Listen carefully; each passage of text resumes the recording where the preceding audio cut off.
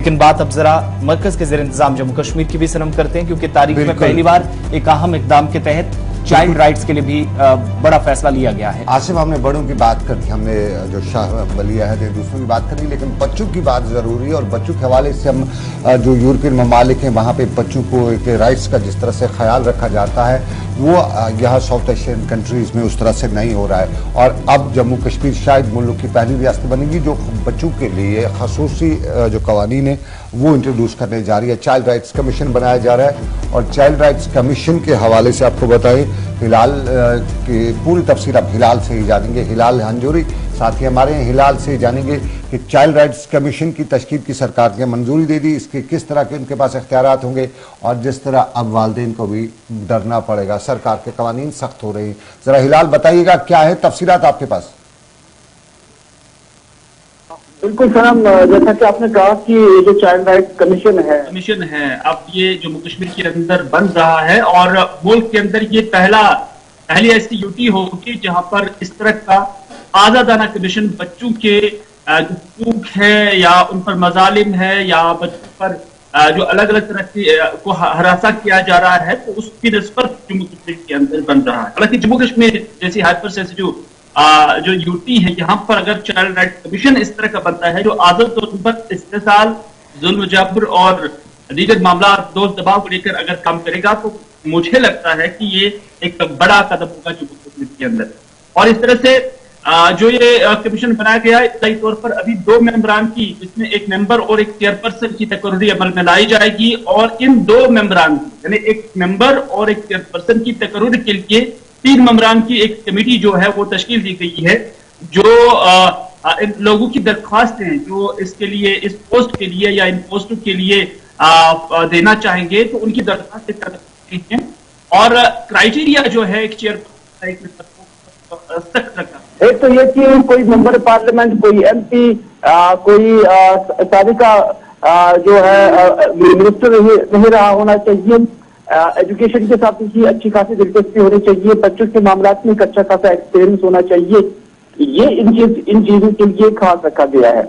और 35 साल से ज्यादा उनकी उम्र होनी चाहिए और एक वसी तजुर्बा बच्चों के मामला को डील करने के लिए उन्हें होना चाहिए। किसी भी क्राइम में वो मुलविस नहीं होना चाहिए और जम्मू कश्मीर या मुल्क के खिलाफ जो कार्रवाई है उसमें उसकी कोई शराकत नहीं होनी चाहिए, कोई क्रिमिनल प्रोसीजर उसके खिलाफ नहीं होना चाहिए और कोई भी केस जो है वो उसके खिलाफ नहीं होना चाहिए। एक जो चेयरपर्सन और मेंबर है उसके लिए इब्तिदाई तौर पर हो सकता है कि आगे जो इस कमीशन का दायरा वसी किया जा सकता है, लेकिन फिलहाल 2 लोगों की, एक मेंबर और एक चेयरपर्सन की तकर्री अमल में लाई जा रही है और इस हवाले से बाकायदा दरख्वास्तें जो है वो तलब की जा रही हैं। क्योंकि सनम बच्चों का जम्मू कश्मीर के अंदर जो दबाव या उन्हें इस्तेसाल करना, उन्हें जुल्म करना,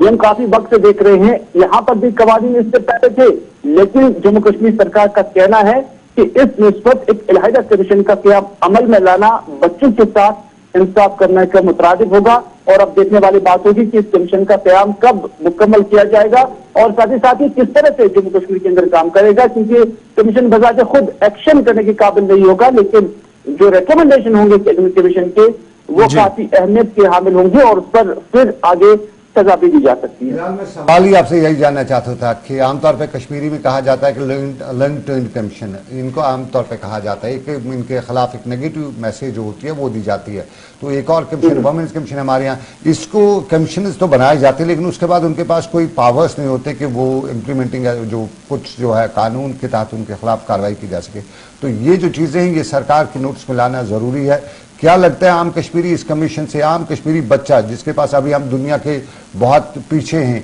तो उसको वो हक मिल पाएगा इससे, किस तरह के कमीशन से, या ये भी वही लॉन्ग टर्म कमीशन वाला हो जाएगा? देखिए, जिस अंदाज से इसकी प्रेजेंटेशन की गई है, जिस अंदाज से इसे मुतारिफ किया गया है, उस अंदाज से लग रहा है कि हाँ जम्मू कश्मीर के अंदर जितने भी बच्चे हैं जिनके साथ जुल्म हो रहा है, जिनके साथ जबर हो रहा है, जिनके साथ इस्तेसाल हो रहा है, तो उन्हें अब इंसाफ मिलेगा। हालांकि जो इम्प्लीमेंटिंग एजेंसी होगी वो ये कमीशन नहीं होगा, ये रेकमेंड कर सकते हैं कि अगर कहीं पर भी किसी बच्चे के साथ ज्यादती हो रही होगी तो ये रेकमेंड कर सकते हैं। तो फिर जो इम्प्लीमेंटिंग एजेंसीज होंगी वो किस तरह से उसको लेते हैं, कहीं आरटीआई कमीशन की तरह इसकी हालत भी ना हो जाए। वो चूंकि अभी हम कुछ नहीं कह सकते हैं, जब ये भी इन कमीशन की सिफारिशात भी सामने आ जाएंगी और उसके बाद किस तरह सरकार उसका